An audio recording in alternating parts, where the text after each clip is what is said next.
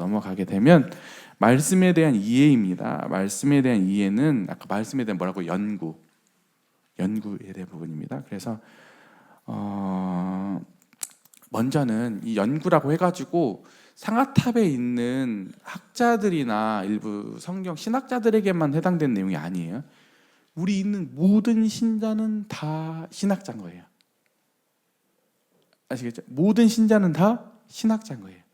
여기서 말하는 학문을 한다고 하는 것은 일부 성경 학도들에게만 해당되는 게 아니라 아까 모든 신자가 다 성령을 받고 다 하나님 말씀에 대해서 학자여야 한다. 그리고 이 성경책 자체가 학문적 연구가 필요하긴 하거든요. 벌써 구약 성경만 하더라도 몇천 년 전에 쓰여져 있고 신약 성경만 하더라도 2000년 가까이 전에 쓰여진 성경들이잖아요. 그러니까 그 갭에 대해서 우리들이 더 자세히 알고 면밀히 알기 위해서 학문적 연구가 필요하지요.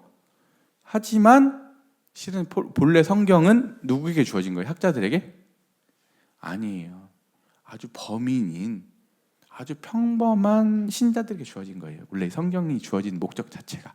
그러니까 실은 좀 투박한 말일 수도 있지만 학자들 도움을 받으면 좋지만 성령을 가지고 있는 신자들은 하나님의 말씀, 성령의 지도를 받아서 우리 하나님의 말씀을 다 접근할 수 있는 겁니다. 일부 사람들에게만 국한되어 있는 건 아니다.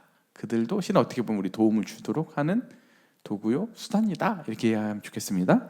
그래서 이게 보면 시편 기자는 하나님께로 나로 깨닫게 하소서라고 간청했다. 우리는 말씀을 단지 읽기만 하고 깨닫지 못할 위험이 있다. 주 예수님은 내가 너에게 이르는 말이 영생이요 생명이니 라고 말씀하셨다. 성경은 세상에서 뭐예요? 가장 심오한 책이다. 그것은 우리의 최대의 주의와 노력을 요구한다. 성경이 어떤 책이라고? 그렇게 허접한 책이 아닌 거예요. 책 중에서도 정말 심오한 책인 거예요. 그런데 정작 그 심오한 책을 우리는 어떻게? 너무 쉽게 대한다고 하는 거예요. 그래서 본래 그 심오한 책의 합당한 태도는 뭐냐면 뭐예요? 아까 최대한의 주의. 할 수 있는 한 우리가 최대한 집중해야 되고 뭐예요? 노력을 요구해. 이 성경의 보고를 알기 위해서는 그냥 쉽게 되는 게 아니라 no pain, no gain. 우리 안에서 이런 노력과 이런 때로는 이 심혈을 기울이는 노고가 필요하다 이렇게 얘기하고 있습니다. 그러면서 성경을 영적으로 섭취함으로써 얻어지는 삶은 변화시키는 잠재력은 우리의 상상을 초월한다. 그래서 우리가 히브리서에 보면 히브리서에 있는 수신자들이 나오죠. 그들이 원래는 이미 단단한 음식을 먹어야 되고 성경의 아주 어려운 부분들도 이미 숙지를 해야 되는 상황인데 그들이 영적으로 건강하지 않음으로 인해서 너희가 이미 단단한 음식을 먹어야 할 상황이나 너희들이 아직 건강하지 않음으로 인해서 이유식 정도 먹을 수 있는 상태밖에 안 된다라고 사도 바울이 얘기하고 있거든요. 그래서 오늘 이 하나님의 말씀은 실제로 경험을 해봐야 돼. 이 어마어마한 잠재력이 그 안에 있다고 하는 거예요. 특히 히브리서에서 얘기하고 있잖아요. 하나님의 말씀은 날쌘 검과 같아서 골수까지 쪼개고 사람의 심령까지도 쪼갠다라고 얘기하고 있습니다. 그래서 그러므로 우리는 성경을 연구하는 데 있어서 부주의해서는 안 된다. 그죠? 우리가 쉽게 생각하거나 부주의하거나 아주 그냥 허접하게 하거나 이러면 안 된다고 하는 거죠. 성경은 성경에 답게 우리들이 태도를 취해야 된다. 그러면 성령은 가장 위대한 말씀의 교사이다. 물론 이 연구의 작업은 각각 개인이 하는 것처럼 보이지만 개인이 하는 게 아니라고 하는 거예요. 먼저는 공동체 안에서 해야 됩니다. 이 공동체 안에서 같이 공동 신학 작업을 해가는 거예요. 성령님 안에서. 두 번째는 한 개인이 성경을 볼 때도 누구의 지도 아래서 성령의 동행 안에서 그 일들을 해가야 되는 것이다. 그래서 시편 기자가 하나님께 그 눈을 열어달라고 간구한 이유도 바로 여기에 있는데 이와 같이 성경에 대한 깨달음은 성령으로 말미암아 사실을 빌미로 많은 신자들은 좋은 취지에서 이성적 추론과 판단은 비영적인 것이라고 결론을 짓는다. 이거를 뭐라고 하냐면 반이성주의라고 하거든요. 이것도 안 돼요. 성경에서 마치 지식이 어마어마한 뭔가 헤게모니가 있고 이 지식이 어마어마한 메리트가 있는 것처럼 그걸 과대 포장하는 게 있거든요. 그게 전부인 거예요. 그걸 스콜라주의라고 하거든요. 그것도 안 돼요. 교회 안에서. 나중에 가보면 그것 능력이 없거든요. 근데 반대로 아니 성경이 뭐 지식이 뭐가 중요해? 실제 사역이 중요하지. 실제 이 말이 맞는 것 같은데 하나도 안 맞는 말이에요. 나중에 가보면 여러분 경험할 거예요.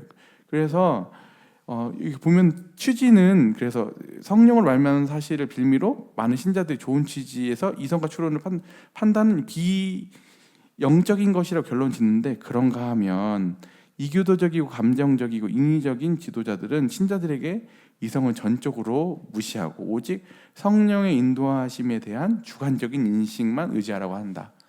안 되겠죠. 이렇게 가면 뭐 그게 그럴듯하거든요. 이제 우리 모임 이제 처음에 왔을 때 성령의 인도하심을 받는다는 말을 되게 많이 썼어. 근데 그게 다 실은 가서 보면 편하게 하고자 한 거야, 그냥. 오늘도 뭔가 결정을 해야 되잖아. 우리들이 해야 되는 것들이 있는데도 불구하고 그것도 성령님 갖다 붙이는 거라고. 그리고 책임에서 회피하는데 그런 단어를 쓴 거거든요. 우리가 오늘도 당연히 주지주의로만 가서는 안 되지만 하나님 우리에게 뭘 주셨어요? 이성이라고 하는 아주 도구를 주신 거예요. 그래서 여기 보게 되면 이성은 하나님께서 우리에게 사용하라고 주신 것이지 뭐예요? 무시하라고 주신 것이 아니다. 우리는 우리의 마음으로 주님을 사랑해야 한다. 이성으로도 주님을 사랑해야 돼요. 그래서 우리는 우리의 마음을 준비시켜야 한다. 아시겠죠? 그래서 우리가 다시 한번 주지주의도 안 된다. 지식을 숭배하듯이 마치 어떤 지식이 가지고 있으면 다 되고 자기가 뛰어난 것처럼 생각하는 것도 큰 아이러니다. 두 번째, 성령이 중요하지, 사역이 중요하지, 뭐 말씀이 중요해. 그것은 뭐 이거 아니에요. 우리 개신교 전통이 기독교 전통이 말씀을 그토록 중요하는 이유에 대해서 또 놓치면 안 되는 겁니다. 아시겠죠? 그러면 나중에 가서 그 한계도 얼마 안 가서 그냥 여실히 드러나. 이게 둘 다 피해가야 되는 지점이 뭐라고요? 스콜라주의와 아까 뭐예요? 신비주의, 반이성주의도 안 된다. 이렇게 얘기하는 겁니다. 이제 그렇기 때문에 하나님은 자신의 율법을 우리의 마음속에 주시기를 원하신다. 어느 누구도 시편 81편 10절에서 내 입을 열라 내가 채우리라는 말씀을 하나님께서 우리의 연구나 노력을 통하지 않고 우리를 가르치시는 의미로 적용해서는 안 된다. 훈련되지 않은 이성은 연구하도록 훈련되어야 한다. 얘기하고 있죠. 뭐라고요? 그냥 오늘 하나님의 내 지식이 그냥 오늘 다 이렇게 하다 보면은 이게 뭐 대충 되겠지 이렇게 생각하면 안 되는 거라고 하는 거죠. 뭘 어떻게 한다고요? 연구나 노력을 실제로 해야 되고 훈련되지 않은 이성은 연구하도록 훈련해야 된다.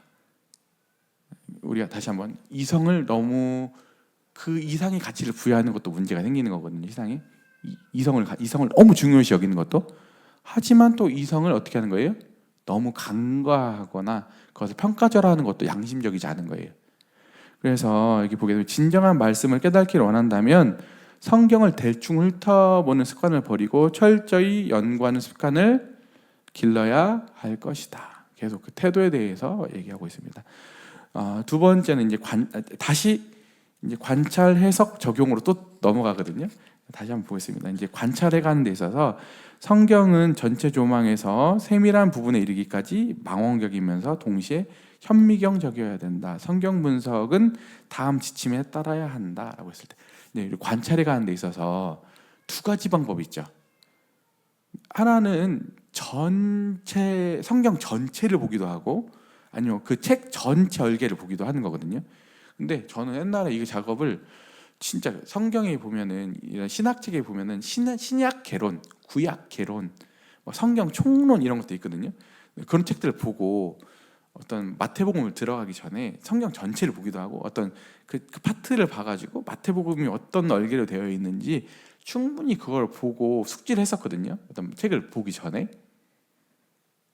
그래서 여러분들한테 신앙 아는 척도 많이 했지. 그런 책들 다 보고 가르칠 때 써먹었는데 지금은 그러기 너무 어려워. 왜냐하면 유튜브가 너무 잘 돼 있어.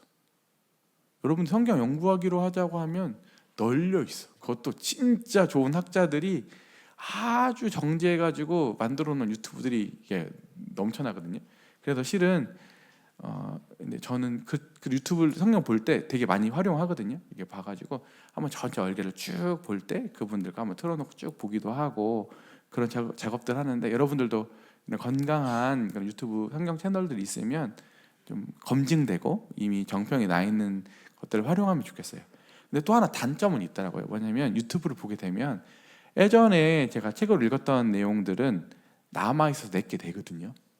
언제든지 그것은 제가 이렇게 꺼내서 얘기할 수 있는데, 유튜브는 내용적인 거 그때는 막 이해가 반짝반짝 되는데 그게 내면에 대해서 이렇게 내 얼개로는 안 남더라고요. 그래서 이제 그런 단점은 있는 것 같아요. 어쨌든 성경을 볼 때 전체를 보는 방법이 있고, 저 같은 경우는 이제 만약에 어떤 책을 연구하고 싶다, 꽂힌다 이러면 어떻게 하냐면, 만약에 오늘 마태복음, 히브리서, 아니 로마서, 그러면 관련된 주석을 할 수 있는 한 그때 가지고 있는 용돈 내에서 할 수 있는 적게는 두세 권에서 많게는 열 몇 권까지 관련된 주석을 하거든요. 그리고 그 주석들을 엄밀하게 보기도 하고 이렇게 전체적인 측면에서 전체를 조망한 걸 가르쳐 보는 거시적인 것을 구속사라고도 하고요. 미시적으로 보는 것을 말하면 책별 연구, 단어, 문장 구조, 분석 이런 연구들을 해가는 미시적인 방법이 성경에는 두 가지가 존재한다. 하지만 두 가지를 다 해야 된다고 하는 거거든요. 제가 예전에 시험 볼 때 쓰는 방법이 그거거든요. 이제 제가 정말 아이러니라고 생각하는 사람들이 있는데, 물론 그것도 맞으면 할 수 있는 건데, 공부해 갈 때 한 과목 한 과목 다 완벽히 다 그걸 하고 가가지고 시험을 보려고 하는 사람도 있어. 근데 그러면 되게 늦더라고. 근데 제가 쓰는 방법은 뭐냐면, 다 이해 안 되더라도 어떤 유명한 강사나 어떤 책, 요약되어 있는 책 전체를 한 번을 다 몰라도 싹 한 번 돌려서 전체 이런 지도에 있네 이걸 파악하는 거거든요. 성경도 실은 그렇게 하면 좋아요. 전체를 파악하고 마태복음을 보더라도 전체 그런 개론을 본 다음에 또 세부로 들어가서 장별로, 문장별로, 맥락별로 보는 것도 좋다, 이렇게 되어 있습니다. 그래서 책별 분석을 봅시다. 관찰해 갈 때 본문을 분석에 들어가기 전에 책 전체의 개관을 살펴봐라.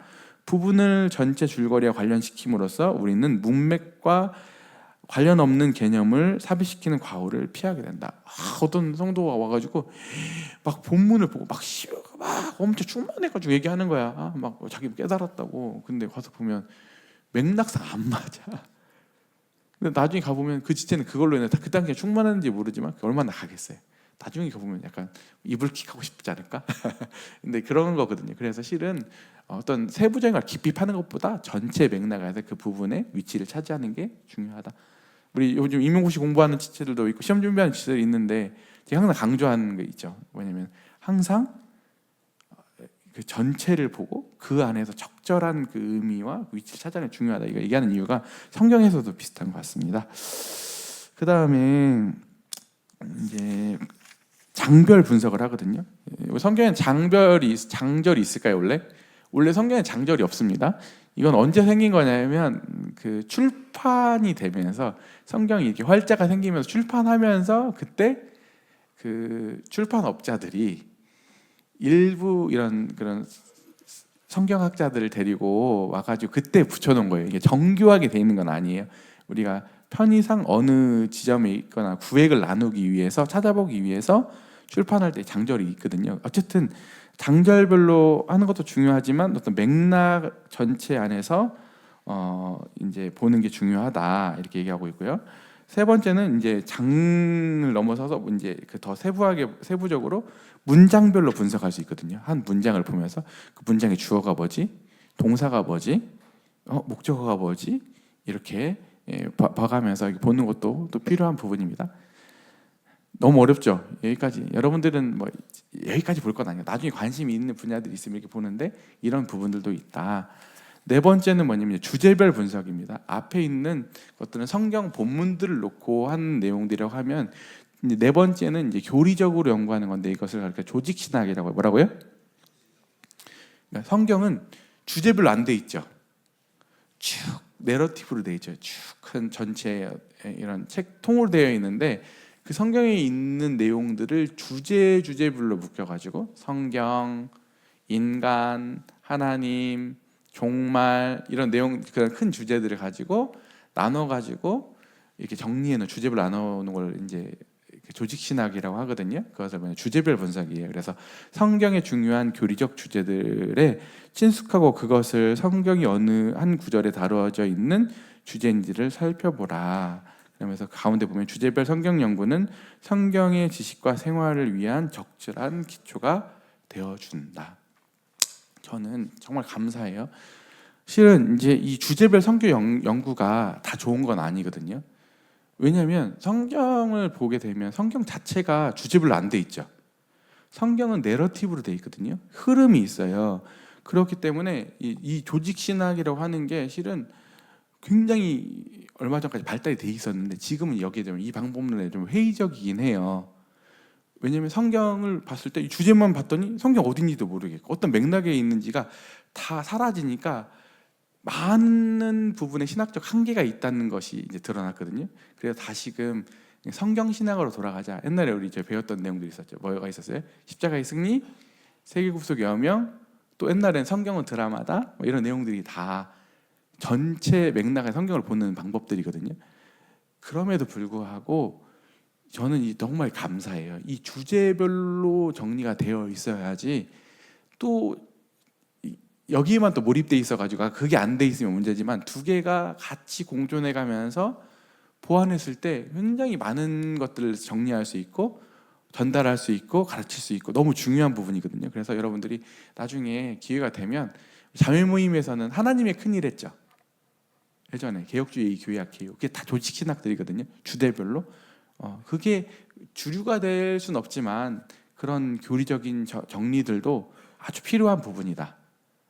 둘 다 가야 되는 겁니다. 아까 성경 신학, 성경 전체 얼개에서 그런 교리적인 내용들이 어디에 이렇게 포진되어 있는지를 보는 방법도 중요하고 또 한편으로는 뭐예요? 주제별로 일목요연하게 깊이 있게 정리해 가는 것도 둘 다 필요하다. 아시겠죠? 네. 그래서 이제 성경을 연구해 갈 때 여러 방법들을 쓸 수 있는데요. 여기 보게 되면 1번 사전에 찾아볼 수 있는 유사 어휘 혹은 개념들 생각해 보라. 두 번째 중심 단어를 사용하고 다른 구조들을 비교해 보라. 해당 주제를 모든 각도에 살펴봐라. 참고 자료들을 살펴보느니라 개인적인 연구를 등한시하지 않도록 해라. 한 주제에만 몰두하지 말라라고 얘기하고 있습니다. 저도 실은 이제 여기 여러 방법이 있지만 뭐 제 방법이 다 옳지는 않지만 제가 이제 여러분들 이제 로마서나 에베소서 이렇게 할 때 하는 방법이 어떻게 하는 줄 아세요? 제 과정을 좀 설명해 드릴게요. 수요일 날 하게 되면 먼저는 제가 그 유튜브 있잖아요. 유튜브에 관련돼 있는 본문을 한번 싹 들어요. 몇 번을 들어요. 한 두세 번 듣거든요. 한 두세 번, 세네 번 듣고 그리고 관련돼 있어서 그 관련돼 있는 뭐라고 해야 되나요? 그 다양한 번역들이 있거든요. 우리말 성경, 메시지 성경 그 본문을 여러 가지 역본으로 그 본문에 대해서 제가 이해가 되고 숙지가 될 때까지 읽어요. 그리고 나서 좋은 주석들이잖아요. 그 주석들을 가지고 하나하나 그 주석 한 가지 보는 게 아니라 한 두세 가지, 세네 가지 더 여러 권이 있지만 그 중에서도 참고할 만한 거 딱 정리가 되거든요. 그 내용들을 가지고 전체 이용을 그 내용을 제가 이야기할 수 있을 만큼으로 정리해요. 그리고 나서 가르치는 거거든요. 그런 과정을 거친다. 여러분들 참고하셔가지고 그런 기회가 되면 중고 애들 가르칠 때도 이런 방법들을 사용하면 좋겠어요. 그리고 또 하나는 뭐냐면 이제 성경을 볼 때 예전에는 지금 오늘 방법이 뭐였어요? 큰 카테고리 첫 번째 관찰, 해석, 적용 이렇게 했잖아요. 이건 조금 시대가 조금 지난 방법이에요. 이거를 그 귀납적 성경 방법이라고 하나요? 이걸 그런 방법이 있거든요. 이건 되게 트렌드가 지났다. 근래는 이렇게 보는 방법도 필요하지만 근래는 뭘로 보냐면 내러티브로 본다. 뭐라고요? 성경을 볼 때 내러티브로 보는데 또 내러티브로 볼 뿐만 아니라 성경에 있어서 요즘에 많은 성경학자들과 학도들과 이 목회자들이 어떤 지점에 대해 동의를 하냐면 성경의 장르가 중요하다. 뭐가 중요하다고요? 장르가 중요하거든요. 그렇기 때문에 그 장르를 볼 때 그냥 보는 게 아니라 우리가 평면적으로 글을 보는 게 아니라 그 장르에 맞춰 가지고 문학적으로 어떤지, 그 다음에 그 형식적으로 어떤지. 우리 로마서만 놓고 보더라도 우리는 성경 그냥 쓰여져 있지만 거기 보면 교차 대꾸법이라고 해가지고 다 교차 대꾸법으로 써 있거든요. 같은 주제가 이렇게 중간중간 층층이 쌓여가지고 제일 중요한 주제가 가운데 있고 이제 이렇게 쌓아가는 구조거든요. 양쪽으로 이렇게 대칭적으로 써 있어요. 히브리서도 다 그렇게 써 있어요. 네. 크게건 작게건 간에 구조들이 유대인들의 쓰는 글 방식들이 그렇거든요. 그러니까 그 방식으로도 이야기를 해요. 그러니까 우리는 보통 옛날에 이런 아까 관찰, 해석, 적용 이렇게 보면 되게 이것도 세밀하게 보는 방법이었지만 아까 실은 그걸로만 돼 있는 게 아니라 성경을 보게 되면 아까 어떻게 되는 거예요? 그 문학적으로 보게 되면 아까 등장인물도 존재하고 또 여러 가지 그 구조들이 만들어내는 분위기도 있고 또 그 구조가 가지고 있는 그 전달하는 게 그러니까 1 더하기 1은 뭐예요? 2잖아요. 근데 실은 1 더하기 1은 하나의 요소가 두 개가 묶이면 관계성이 형성되잖아요. 그래서 그 관계성을 가지고 전달하려고 하는 게 더 커요. 성경에서는 분위기를 만들어내거든요. 그렇기 때문에 성경을 연구할 때 실은 요즘은 뭘로 본다? 이런 문학적인 방법들, 이런 내러티브 방법들을 많이 사용한다. 이건 조금 트렌드가 지난 방식이지만 하지만 배울 수 있는 지점들이 많습니다. 아시겠죠? 네, 그래서 해석을 보겠습니다. 해석이란 어떤 상황의 의미를 이해할 수 있는 말로 설명하는 것임을 잊지 말라. 그래서 아까 관찰한 내용들을 해석해 가야 되는데 이 말씀은 무슨 뜻인가 이렇게 봐야 되는 거죠. 그래서 그것에 대한 당신의 이해는 성경에 나타난 의미와 일치하는가? 여러 가지 뭐 여기서 설명을 다 하고 싶으면 시간상 넘어가고 또 성경을 볼 때 해석해 갈 때 아까 용례들도 보고 자꾸 이런 어떻게 보면 학문적인 작업들도 해가야 되지만 두 번째는 뭐냐면 더 깊은 학문적인 게 있는데 뭐냐면 표면 말고도 그 이야기 하부에 깔려져 있는 추론할 수 있는 이야기들이 있거든요. 표면으로 드러나 있진 않은데 그 내러티브의 하부 구조라는 게 있어요. 그걸 통해 지금 얘기하고자 하는 바도 있거든 성경에서는. 근데 그것까지 파악할 수 있는 여기 보게 되면 겉으로 표현되지 않았지만 내면에 숨겨진 어떤 사실은 없는가도 파악해야 된다. 로마서만 놓고 보도 그러죠. 로마서에 가서 보면 사도 바울이 왜 이 성경을 쓰고 있어요? 표면적으로는 사도 바울이 복음을 전해가지고 있는 거기 로마에 있는 성도들에게 내가 전하는 복음에 대해 알려주고 싶고 나중에 내가 스페인에 가게 될 때 나를 후원해 주십시오 이게 하는 목적이라는 게 표면에 다 써 있거든요. 로마서에 보면. 근데 그 이면에 흐르는 건 뭐예요? 사도 바울이 이미 로마 교회 너무 잘 알고 있고 그 안에서는 이미 유대인 그리스도인과 이방인 그리스도인들이 갈등이 있어. 근데 그거를 조정해 주기 위해서 사도 바울이 그 안에 보면 여러 장치들을 통해서 그 교회 안에 있는 내분에 있는 갈등들을 통합하고 치유하려고 이 로마서를 쓰고 있다고 하는 데 있어서 많은 학자들이 동의하거든요. 이런 하부적인 내용들도 실은 표면적이지 않은 내용들도 읽어낼 수 있어야 된다라고 얘기하고 있는 겁니다. 아시겠죠? 네. 세 번째는 이 말씀은 문맥과 어떤 관련이 있는가? 네 번째는 마음속에 상상을 해봐야 된다. 실은 성경을 볼 때 상상력이 필요해요. 뜬금없는 판타지적인 게 아니라 그 내용들에 대해서 하나님이 주시는 그 상상력 안에 그 내용들을 풍부하게 이입할 수 있는 능력이 필요하다. 다섯 번째는 뭐냐면 일체의 선입견을 없애려고 노력했는가. 대부분 사람들이 볼 때 선입견을 가지고 보기 때문에 많은 게 안 보이거든요. 근데 정말 정직하게 연구하다 보면 안 보였던 것도 보이기 시작하고 또 풍성하게 본문이 열어서 자신을 보여준다. 네 번째는 뭐냐면 당신은 자신의 생각을 바로잡기 위해 열린 마음으로 하나님의 음성을 기도하는 심정으로 기울이고 있는가? 다시 또 태도를 얘기하고 있네요. 똑똑해서 하는 게 아니라 누가 알려준다고요? 특히 성경에 대한 부분은 궁극적으로는 성령께서 열어 보여줘야지 우리가 하나님의 세계에 닿을 수 있다. 그리고 이제 마지막 적용 부분입니다. 개인적인 적용에서는 당신 자신과 당신과 다른 사람들의 관계, 당신과 하나님 관계 등 세 가지 주요 영역이 있다. 먼저는 성경을 왜 연구하고 적용하냐면 당신의 개인적인 삶이 있죠. 그래서 성경의 목적은 뭐예요? 우리의 인격을 변화시키는 거다. 그래서 성경을 제대로 보지 못하면 뭐예요? 시간이 10년, 20년이 지나도 더 이상한 사람이 된다. 그래서 사랑하는 아들의 형상을 빚는데 관심을 가지고 있다. 그래서 그분은 우리를 정화시키길 원하시고 때로는 시련을 통해서 때로는 자기를 돌아봄으로써 그 일을 행하신다. 정화. 두 번째는 뭐예요? 그분은 우리를 encourage, 이렇게 격려하시기 위해서. 우리가 때로는 신앙을 하다 보면 처지기도 하고 회의가 들기도 하고 그럴 때는 하나님 어떻게 하신다고요? 툭툭 쳐서 야 이쪽으로 가자. 칭찬도 해주시고 우리 격려도 힘도 주시는 이런 작용을 뭐가 한다고요? 하나님 말씀이. 앞에는 뭘 한다고? 정화. 더럽고 우리 어그러진 것들을 깨끗하게 하는 게 또 이 말씀의 작용이기도 하고, 두 번째는 뭐라고요? 우리가 처져 있을 때, 힘이 없을 때 우리를 격려해 주시는 작용도 성경이 한다. 세 번째는 뭐예요? 그분은 우리를 지도하기를 원하신다. 우리 가르쳐 주시고 우리 스승이 되어 주시는데 우리 주위에 있는 많은 함정들이 있으며 우리는 그분에게서만 올 수 있는 지혜를 필요로 한다.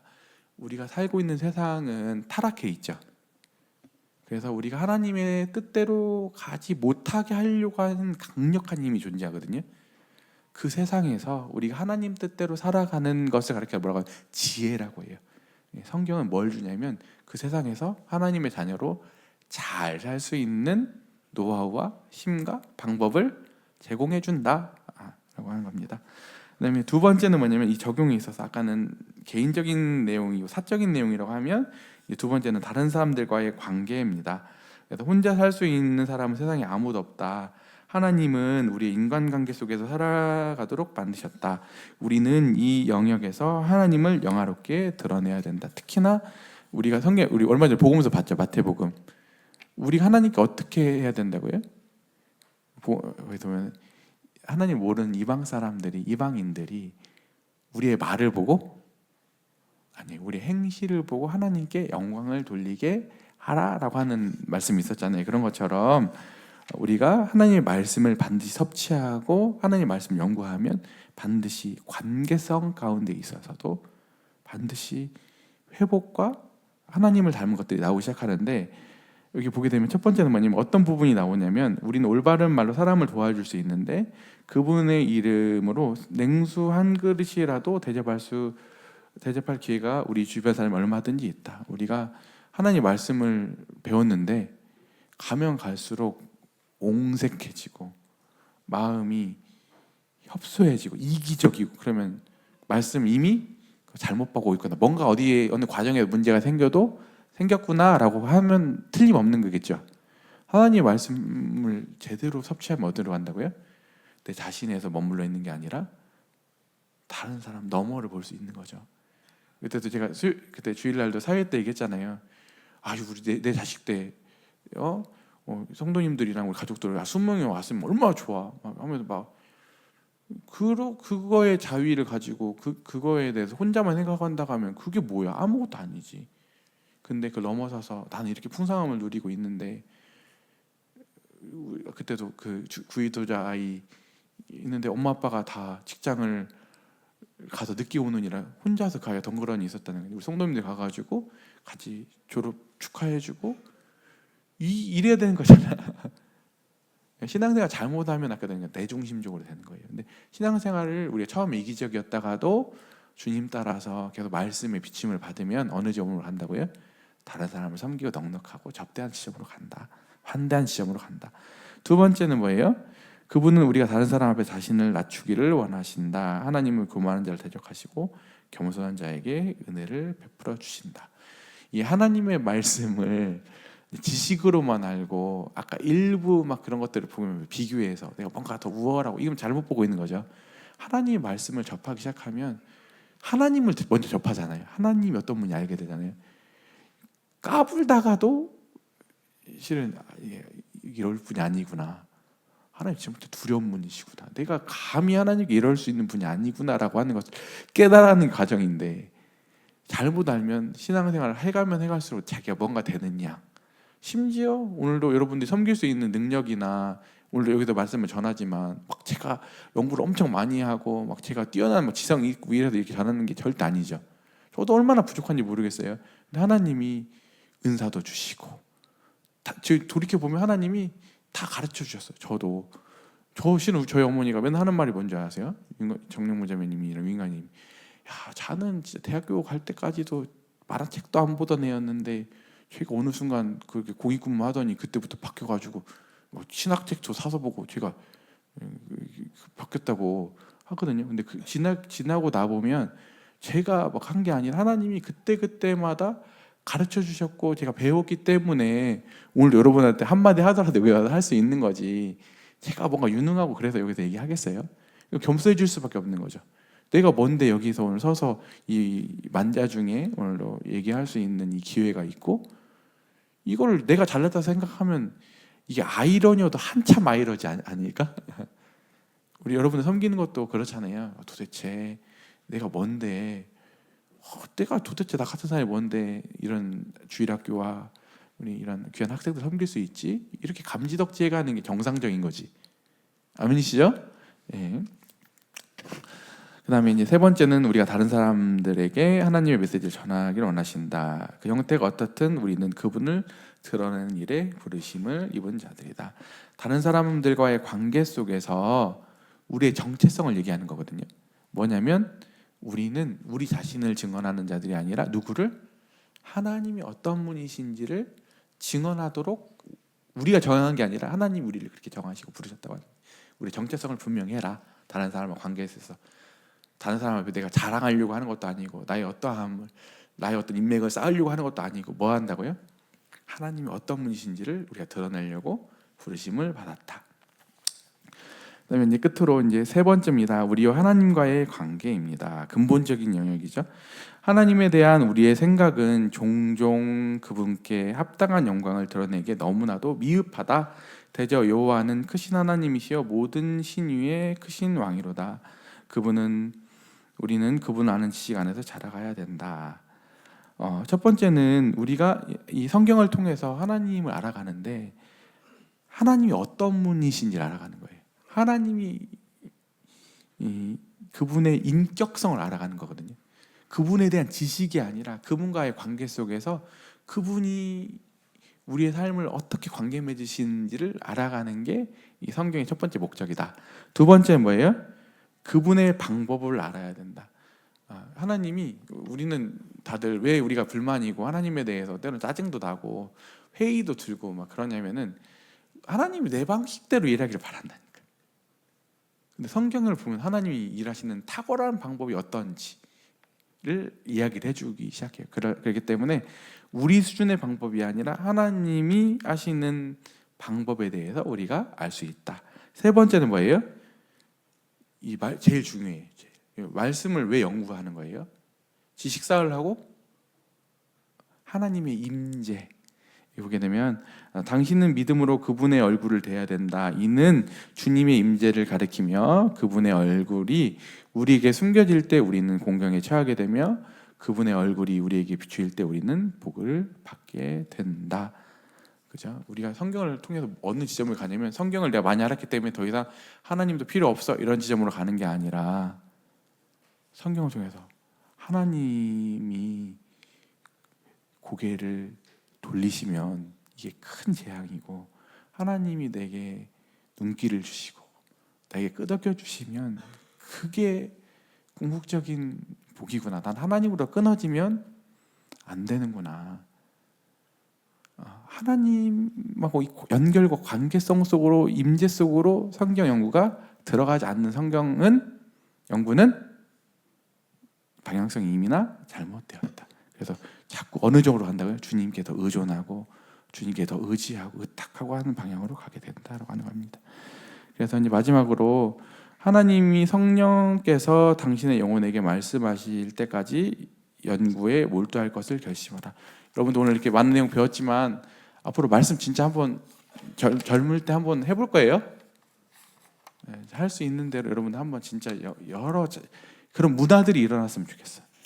여러분들 애들 가르칠 때도 대충 때우듯이 가르치지 말고 얼마나 큰 기회예요. 중고등부에 여러분들 반사하면서 하나하나 진짜 책별로 주제별로 정리해가지고 깔끔하게 정리해서 기도함 가운데 영성 있게 전달해봐. 그럼 애들이 안 세워지겠냐고. 걔네들도 잘 되지만 우리 청년들도 얼마나 큰 성장이 있겠어요. 그렇게 할 거죠? 네, 그렇게 되길 바랍니다. 그러면서 마지막으로 당신은 어떤 면에서 도전을 받았는가? 모든 성경은 교훈과 책망과 바르게 함과 의로 교육하기에 유익하다. 당신의 마음속에서 바로 그런 일을 행하시도록 성령께 자신을 맡기라. 오늘도 주체가 여러분이 노력에 있는 게 아니라 성령께 맡기면 되는 건데, 마지막에 하고 마칠게요. 이 내용 정리하고. 이제 우리가 아까도 모든 성경은 하나님의 감동으로 된 것을 교훈과 책망과 바르게 함과 의로 교육하기에 유익하니 이는 하나님의 사람으로 온전하게 하려고 한다는 말이잖아요. 그러니까 성경은 어떤 능력이 있다고요? 우리를 하나님의 사람으로 온전하게, 주님을 섬길 수 있는 사람으로, 하나님의 일을 할 수 있는 사람으로 준비시키는데 뭐가 한다고요? 하나님의 말씀이 하는 건데, 말씀이 그런 능력이 있는데 뭘 어떻게 생각하시면 되냐면, 여러분 다 지정의가 있죠. 지정의. 이게 인격이죠. 근데 어떤 사람이 지만 뛰어나, 그러면 어떻게 돼요? 나머지 감정도 부족하고 의지도 없어. 그러면 어떻게 되는 거예요? 대부분 사람들은 다 치우쳐 있거든요. 많은 사람들이 지만 이렇게 뛰어나면 어떻게 돼요? 교만하고 머리로만 이렇게 되잖아요. 또 어떤 사람은 막 감정만 풍부해. 그러면 어떻게 돼요? 많은 영역들이 뭔가 손실이 있고, 그러면 그 사람 뭔가 뜬구름 잡는 거고, 뭔가 신뢰감이 떨어지고 이렇게 되는 거잖아요. 또 반대로 의지만 있어. 그럼 어떻게 되는 거예요? 나머지 지식적인 것도 감정적인 것도 특히 이렇게 다 고루 갖춰야 되는데 의지만 이렇게 있어. 그럼 어떻게 되는 거예요? 조악하고, 그 사람 보면 참 훌륭한 것 같고 뭔가 매진돼 있는 것 같은데 그렇게 살고 싶지는 않아. 매력이 없어. 그러니까 실은 신앙인이 된다고 하는 것은 지정의가 고르게 준비되어 가는 거잖아요. 우리 다 결여가 돼 있는 상황인데, 그 전인격적인 것을 뭐가 준비시킨다고요? 우리가 내가 지식이 부족하니까 그 부분 채워야지, 내가 정서적인 게 내가 부족하니까 채워야지, 내가 의지력이 부족하니까 내가 의지를 한번 발휘해야지, 이렇게 되는 게 아니라 하나님의 말씀에 창념하고 하나님의 말씀에 나를 맡겼을 때, 성령께서 하나님의 말씀을 통해 나를 주관하셨을 때 뭐가 된다고요?